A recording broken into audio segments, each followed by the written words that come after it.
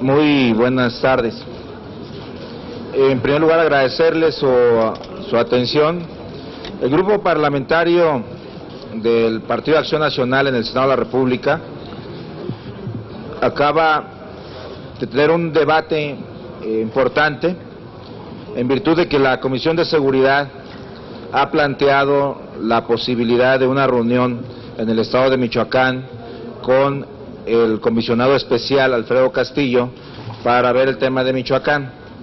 Sin embargo, hemos decidido no acompañar esa comisión por varias razones. La primera, la semana pasada el grupo parlamentario solicitó la comparecencia del secretario de Gobernación y de Alfredo Castillo para que viniera a explicar el por qué se le había retirado la seguridad de las fuerzas federales al alcalde Gustavo Garibay, y en virtud de esa omisión, en primer lugar de la acción de retirársela, y en segundo, la omisión de no reintegrarle la seguridad, provocó que fuera brutalmente asesinado un alcalde del Partido de Acción Nacional como era Gustavo Garibay. Hoy, lo que nos señala el gobierno federal es que detuvieron a los probables responsables, y para nuestra sorpresa, pues estamos ante una situación mucho más grave, porque es el segundo líder de autodefensa que es señalado por homicidio. Desde hace varios meses nosotros advertimos al gobierno federal que no podía legitimar las autodefensas, y ahora es increíble que una de las armas con las que mataron al alcalde haya sido recogida por el gobierno federal, haya sido registrada y se le haya devuelto a la autodefensa para que con esa misma arma y otras que emplearon otros 19 personas hubieran asesinado a un alcalde del PAN. Es absolutamente lamentable que se esté saliendo fuera de control el tema de las autodefensas de Michoacán, y lo más grave es que es un tema que está emigrando a Guerrero, a Morelos, a Guanajuato y al Estado de México. Creemos que es absolutamente lamentable y es necesario que venga el comisionado Alfredo Castillo al Senado. No tenemos por qué ir allá a Michoacán, que venga a explicarle al Senado de la República cuál es la estrategia integral del gobierno federal en el estado de Michoacán y cuál es la visión que tiene para resolver el tema de las autodefensas, porque ya van 2 líderes de autodefensas, el caso de Hipólito, que se le acusa de asesinar a otros 2 compañeros, y el caso gravísimo en el que se asesina a nuestro presidente municipal, Gustavo Garibay, con armas que ya habían sido recogidas por el ejército y que lamentablemente le fueron devueltas a los hoy presuntos asesinos de nuestro alcalde. Esa es la razón por la cual los integrantes de la Comisión de Seguridad del Grupo Parlamentario no van a Michoacán, sino al contrario, exigimos la comparecencia de Alfredo Castillo aquí en el Senado de la República para que aclare cuál es la estrategia general de Michoacán y hasta cuándo estas autodefensas van a seguir siendo toleradas por el gobierno federal. Estoy a sus órdenes para cualquier pregunta. Víctor Mayán, de Rumbo de México, la pregunta. Buenos días, coordinador. Son 3 cuestiones. La primera tiene que ver con este tema de las autodefensas. Si ustedes piensan o suponen que el gobierno de alguna forma trata de responsabilizar a estos grupos que se formaron para combatir al crimen organizado, ahora de todo lo malo que está ocurriendo en Michoacán, como usted ha puesto 2 ejemplos muy claros, ¿no? Primero el de Hipólito Mora y ahora culpando a otro líder de las autodefensas por el asesinato del munícipe que recientemente ocurrió. 2, su opinión sobre que la Federación se está haciendo cargo ya de la mayor parte de la seguridad en el país. Ayer anuncian que el gobierno federal entra de alguna forma a coadyuvar en las labores de combate al crimen en el Estado de México. Y 3, tiene que ver con la línea 12 del metro, que la función pública encontró que el gobierno del Distrito Federal tiene que regresar poco más de 500 millones de pesos que se malusaron para la construcción de este sistema de transporte. Sí. Le voy a pedir a la senadora Luisa María Calderón que toque el tema de autodefensas que nos preguntase, porque ella lo advirtió con muchísima anticipación y me gustaría que escucharan su punto de vista. Gracias. Hemos dicho que es un tema muy complejo frente a la retirada del gobierno federal del estado de Michoacán y la sobre abuso del crimen organizado, hay un grupo de gente que se arma y se empieza a proteger por el mismo. Lo primero y después de un año va el gobierno federal, los legitima, porque se sienta con ellos y permite que ellos le guíen. Hay algunos que dicen que los usaron como sabuesos para ir a buscar a las cabecillas de la delincuencia organizada, y que ahora que ya tiene información y puede hacer las cosas por él, los está deslegitimizando. El gran problema es que los legitimó, se sienta con ellos, se deja ayudar de ellos, se deja guiar por ellos, y mis compañeros y yo lo habíamos advertido. ¿En dónde está la raya de autodefensas buenos y de autodefensas malos? Cuando empieza a legitimarlos y a dejarse llevar por ellos, pues se forman en la fila del perdón un montón.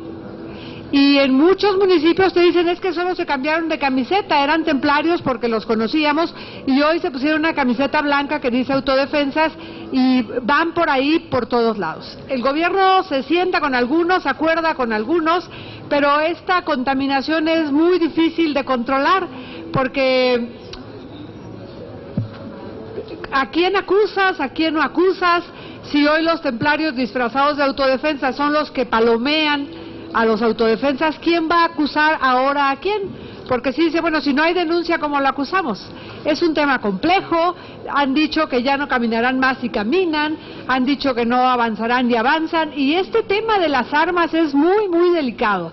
¿Cómo es que les dijo, a ver cuál arma portas, dame chance de ver cuál es, y los deja caminar?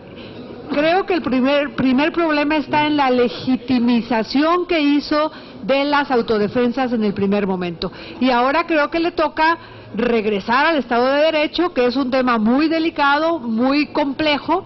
¿A qué horas bautizas a los que sí y a los que no? Entendemos pues que es ahí donde tiene que aplicarse y donde tiene que explicarnos qué es lo que sigue. También tocamos el tema del Estado de México, y yo le pediría a Roberto Gil que platique un poco cuál es la visión del grupo parlamentario respecto a cómo es, a lo que está sucediendo en el Estado de México, en Tamaulipas, en todo el país. Entonces, Roberto, por favor. Muy buenos días tengan todos ustedes. En efecto, lo que se está viendo en el Estado de México es un repunte de los indicadores delictivos de prácticamente la generalidad de los fenómenos criminales, específicamente secuestro, robo, extorsión y asalto a mano armada con violencia.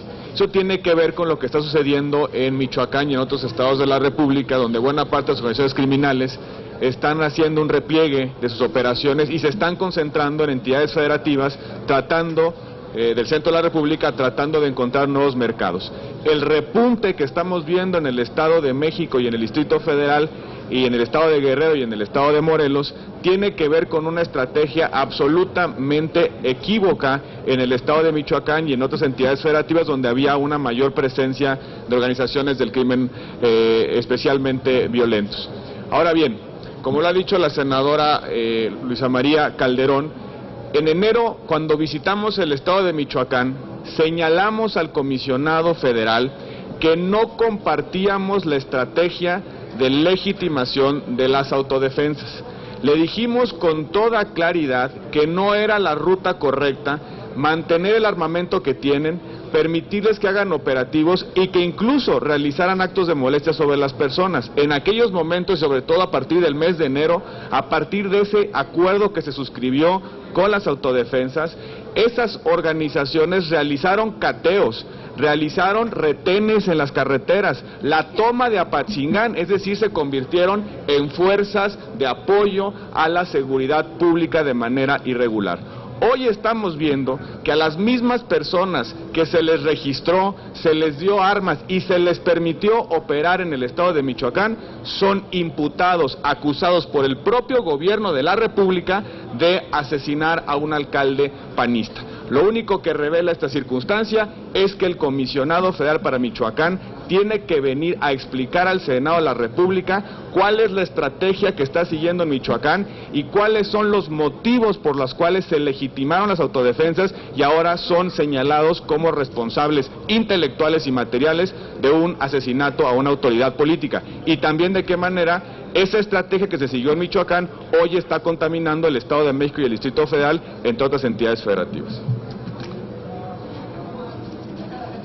Muchas gracias. Sí. Lo del metro. Lo del metro. Lo del metro le voy a pedir a la senadora Mariana Gómez del Campo que lo comente, en virtud que ella metió el punto de acuerdo que generó un amplio debate en la sesión pasada y que bueno, finalmente no se ha resuelto el tema. Yo le pedí a Mariana si por favor nos amplía la información sobre el metro, ¿no? Muy buenas tardes a todas y a todos.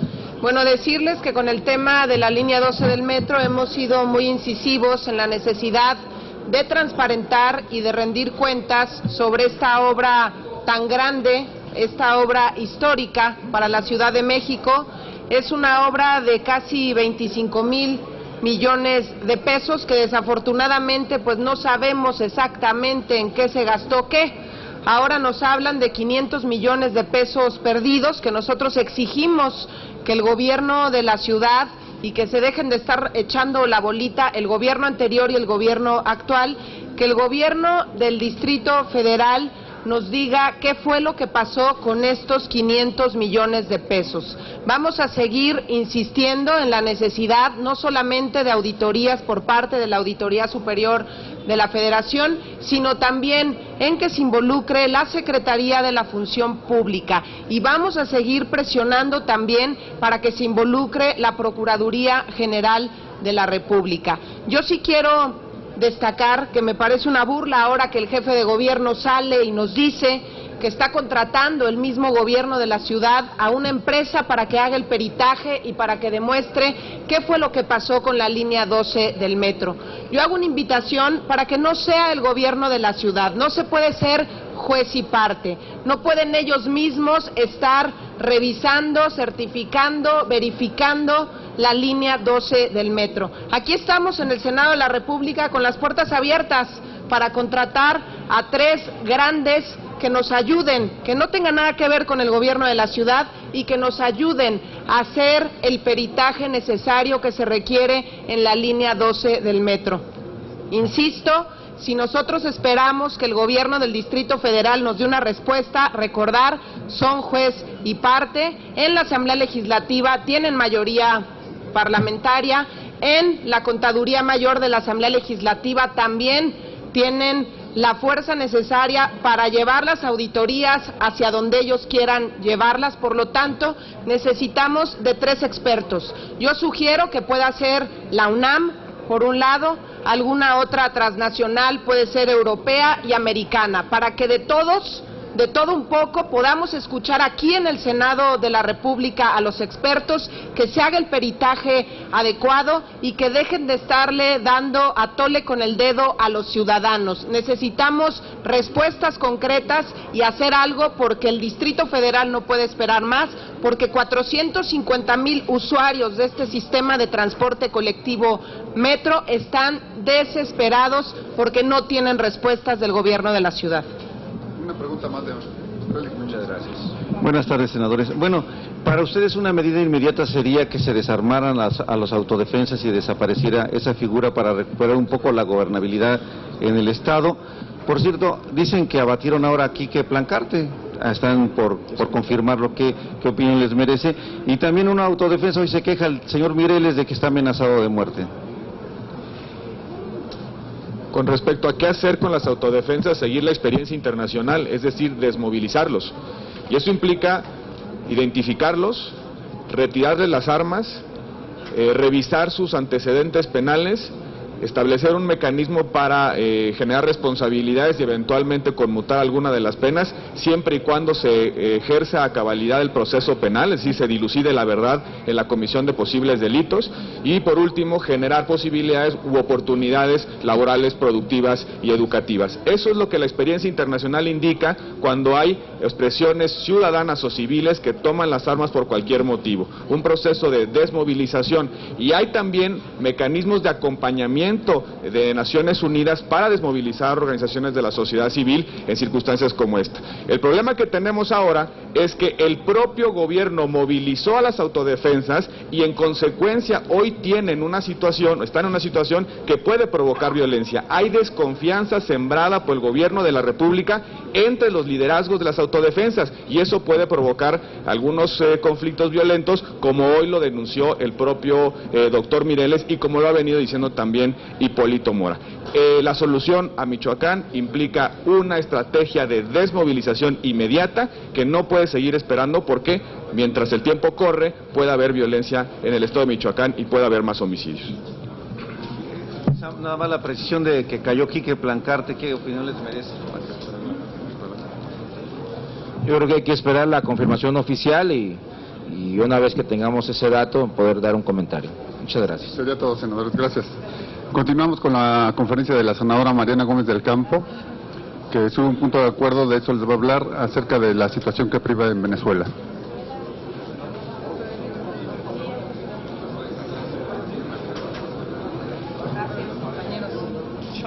Venezuela. ¿Por qué quieres de qué va a hablar? A ver, ¿de qué le voy a preguntar? A ver.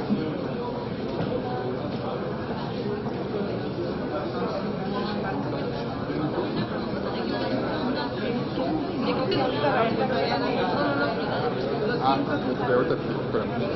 De que priorizar. No me recuerda, Benito Juárez. Hola. Bienvenidos.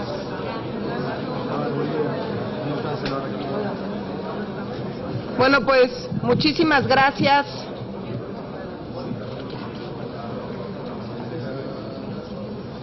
Agradezco primero la presencia de los senadores, del senador Ernesto Rufo Apel, de la senadora Luisa María Calderón, de la senadora Pilar Ortega, del senador López Brito y del senador Francisco Búrquez. Agradezco, por supuesto, que podamos estar aquí reunidos con un grupo, la senadora Laura Rojas también, el senador Jorge Luis Preciado. Muchísimas gracias, coordinador, por acompañarnos en esta conferencia de prensa. Estamos aquí con un grupo de venezolanos que viven en México, que tienen mucha inquietud por lo que está ocurriendo. Y bueno, ustedes saben que estamos viviendo días muy convulsos en el mundo, días de inestabilidad política y con el surgimiento de confrontaciones armadas. En nuestra región, por desgracia, no somos la excepción. La crisis en Venezuela, una crisis política, el día de ayer había dejado al menos 39 muertos, más de 400 heridos y 2,000 detenidos. Circulan muchos videos en las redes sociales en los que se evidencia el maltrato y las agresiones con armas de fuego hacia personas que su único delito ha sido salir a las calles a manifestarse, a protestar en contra de la detención arbitraria de estudiantes, contra la inseguridad, la corrupción, los altos niveles de violencia, la escasez de insumos básicos producto de la crisis económica. No es permisible que la respuesta del gobierno venezolano sea violar los derechos humanos de sus ciudadanos y coartar su libertad de expresión. Imagínense vivir en un país en el cual los precios suben en más del 56% de un año a otro, peor aún, se carece de insumos tan básicos como la harina, el aceite o el papel higiénico. Quiero reiterar que la situación de Venezuela le duele a ese país, pero nos duele a todos. El día de hoy nos acompañan un grupo de ciudadanos venezolanos a quienes les externamos nuestra solidaridad y respaldo. Queremos que sepan que en el Senado mexicano no somos indiferentes y condenamos enérgicamente los actos de censura y represión que está teniendo lugar en su país. En México no podemos quedarnos callados ante los atropellos a los derechos y dignidad de personas que lo único que pretenden es ser escuchados. Por eso, como parlamentarios, condenamos que se persiga a los integrantes de la oposición. Es el caso de Leopoldo López, que lleva 42 días en una cárcel militar, o el de la diputada María Corina Machado, a quien la han virtualmente destituido de su cargo como representante popular por haber hablado frente a la OEA sobre la situación que se vive en su país. El argumento del presidente de la Asamblea Nacional para la destitución fue el uso de la figura de embajador alterno, pero quiero decirles que esa es una incongruencia, porque fue precisamente el mismo esquema que empleó Venezuela en 2009 para ceder su espacio a la ex canciller hondureña Patricia Rodas para que pudiera relatar el golpe de Estado en contra de Manuel Zelaya ante la OEA. Organizaciones ampliamente reconocidas como Amnistía Internacional han condenado las motivaciones políticas de estas acusaciones y las tácticas de autoritarismo empleadas por el gobierno de Nicolás Maduro. La separación del cargo y la inhabilitación política de un diputado no puede producirse sin que se haya dictado una sentencia firme condenatoria de un tribunal como resultado de un juicio. Quiero decirles que hoy no estamos hablando de derechas o de izquierdas, estamos hablando de democracia contra autoritarismo y dictadura. Estamos hablando de censura contra libertad de expresión, estamos hablando de tortura contra respeto a los derechos humanos. Nos da mucho gusto recibirlos aquí en el Senado mexicano, hermanos y hermanas venezolanos, manifestarles que estamos apoyando no una tendencia política, sino a la democracia en nuestra región. Por eso estaremos presentando ante este Senado de la República una propuesta para que la Secretaría de Relaciones Exteriores de México, a través de la representación ante la Organización de Estados Americanos, haga una petición formal ante dicho organismo para exhortar a Venezuela a cumplir con lo establecido en la Carta Democrática Interamericana en materia de democracia y de derechos humanos. Y en segundo lugar, para que con estricto apego al derecho internacional y particularmente a la Carta Democrática Interamericana, nuestra Cancillería haga una petición a la Secretaría General o ante el Consejo Permanente de la Organización de Estados Americanos para que se realice una misión o visita para analizar y elaborar un informe sobre la situación que prevalece en Venezuela. Tercero, estamos proponiendo que el Senado de la República, de manera institucional y respetuosa, manifieste su preocupación por la violación a los derechos parlamentarios de legisladores de Venezuela. Insistimos y seguiremos diciéndolo una y otra vez, queremos ver un papel más enérgico de nuestro gobierno federal, de la Cancillería, ante un tema que nos duele a todos, y es el respeto a la democracia, a la libertad y a los derechos humanos, y vamos a estar muy atentos a lo que vaya ocurriendo. Quiero compartirles también, si pueden facilitarme la carta, quiero compartirles también que el día de hoy estamos firmando los senadores del Grupo Parlamentario del PAN una condena, un comunicado de condena a la pretensión de destituir arbitrariamente a la diputada María Corina Machado, pero estamos mencionando también lo que está ocurriendo con varios líderes de la oposición, con varios alcaldes, porque no podemos quedarnos callados, este pueblo mexicano, este Senado de la República, ante lo que está ocurriendo en su país. Este comunicado lo estamos firmando senadores de Acción Nacional, pero pretendemos también que se sumen legisladores de todos los partidos políticos, condenando la pretensión concretamente de destituir arbitrariamente a una diputada de Venezuela. Estaremos en esta línea, seguiremos trabajando en el tema y estamos abiertos si hubiera alguna pregunta. Muchas gracias. Muchas gracias. Perfecto.